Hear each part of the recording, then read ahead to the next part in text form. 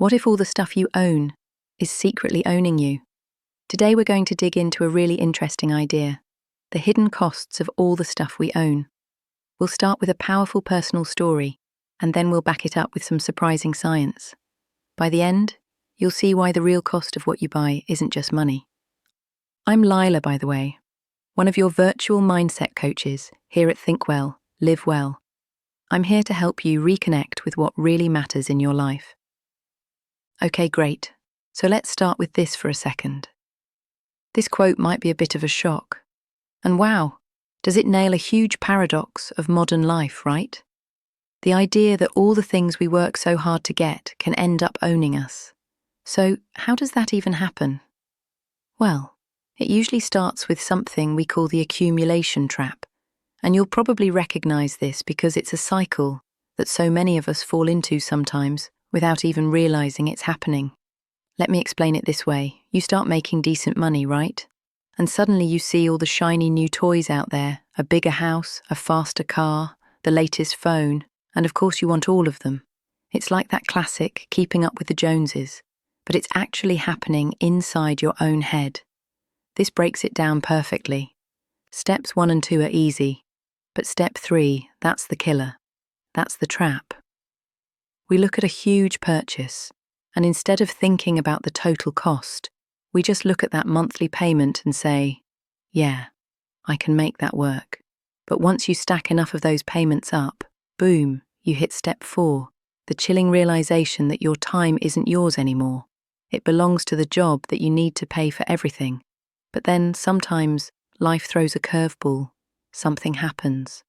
Some major event that just completely flips the script and forces you to ask what's really important. A friend of mine, Jason, had an aha moment.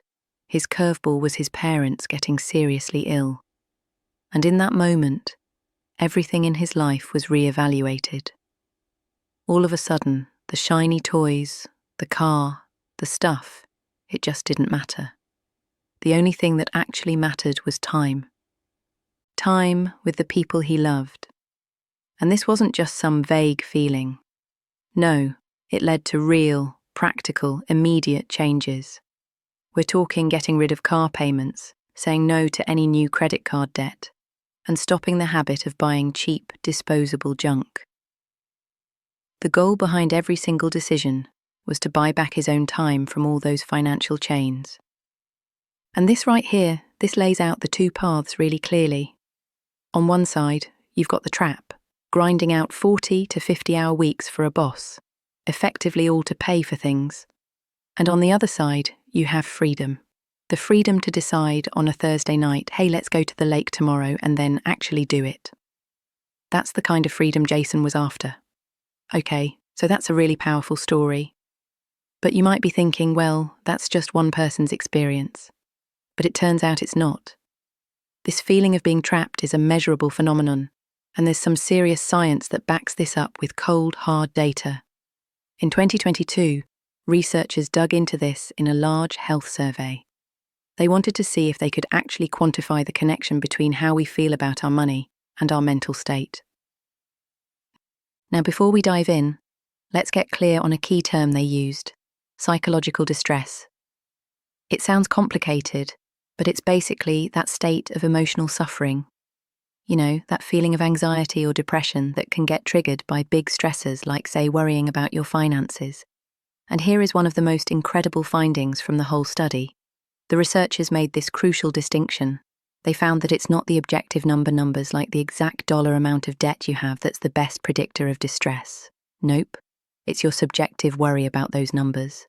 How you feel about your financial situation has a more powerful impact on your mental health than the situation itself. And they actually put a number on it. This is the statistical core of their finding. For every single 1-point jump on the financial worry scale, there was a measurable 257-point jump in psychological distress. It's a direct, undeniable link. The more you worry, the worse you feel. But here's the thing. This stress, this burden of financial worry, it doesn't hit everyone equally. The research was pretty clear that certain groups are way more vulnerable to its negative effects. I mean, just look at this table, it's pretty stark. The link between financial worries and psychological distress is significantly stronger for people who are unmarried, unemployed, who rent their home, or who are in lower income households. For these groups, that financial stress takes a much, much heavier toll on their mental health. Okay, so let's tie these two big ideas together now. That personal story of feeling trapped and this hard scientific data, and see if we could redefine what the good life really means.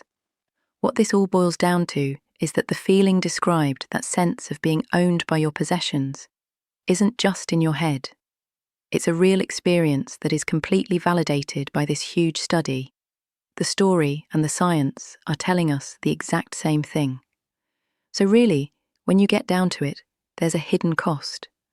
A mental health price tag that comes with our relationship to money and things we prize. We are bombarded with marketing to get us to buy things, and this constant push to get more can literally trap us. And it makes you wonder if we're actually measuring wealth all wrong. Maybe true wealth isn't about what's in your bank account, but about how much you actually own your own time. So, I'm going to leave you with a question to chew on. It's simple, but if you really think about it, answering it honestly might just change your entire perspective on what it means to live a truly rich life. Now, have a fantastic day. And if this connected with you, please share with someone and subscribe to our channel, where we will be sharing lots more mindset insights and tips to help you think well, live well together.